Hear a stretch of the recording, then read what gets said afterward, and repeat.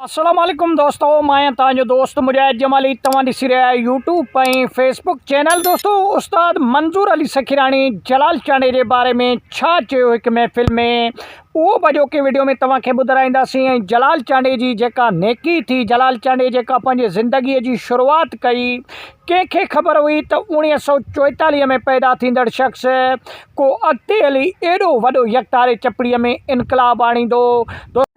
जलाल मरहूम पंहिंजे रंग में एॾो त आवाम में मक़बूल थी वियो जो तक़रीबन उन्हनि ट्रैक्टरनि में उन्हनि होटलुनि में। तो जलाल चांडियो पंहिंजे एॾो फ़न सां मक़बूल हुयो ऐं एॾो जुठल हुयो पंहिंजे फ़न सां जो जॾहिं बि यकतारे चपड़ीअ ते जलाल चांडे पंहिंजी मौसीक़ी स्टार्ट कई त यकीन ॼाणियो उन टाइम में जेके बाजे ते ॻाइण वारा शख़्स हुया उहे तमामु घणा पोइते हटी विया। हालांकि उहे वॾा फ़नकार हुया, उस्तादनि जा उस्ताद हुया उन टाइम में, लेकिन उहे यकतारे मेलनि वलाकड़ में हुनजी आवाज़ गूंजण लॻी ऐं उन नतीजे में थियो ईअं त जेके बाजे ते ॻाइण वारा हुए यकतारे ते ॻाईंदा, यकतार चपड़े बादशाह हुया, चपड़ीअ ते न ॻाईंदा हुया, बाजे ते ॻाईंदा हुया।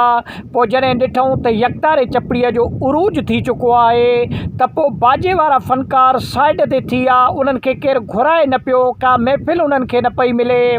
पोइ जलाल चांडियो पाण तमामु घणो सिंध जो यकतारे चपड़ीअ जो वॾो फ़नकार बणियो।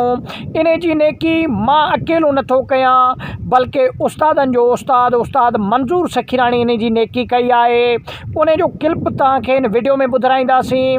ऐं दोस्तों, महिरबानी करे तनक़ीद न कयो। को बि सिंधी भाउ सोशल मीडिया ते जे अगरि कमु थो करे त उन जी साराह कंदा कयो ऐं उन जी सपोर्ट कंदा कयो। ईअं न पेर न कढो। खोड़ सारा माण्हू मूंखे चवंदा आहिनि त दादा तूं छो जलाल जे पोयां लॻो आहीं, छा थो मिले वीडियो भरींदे।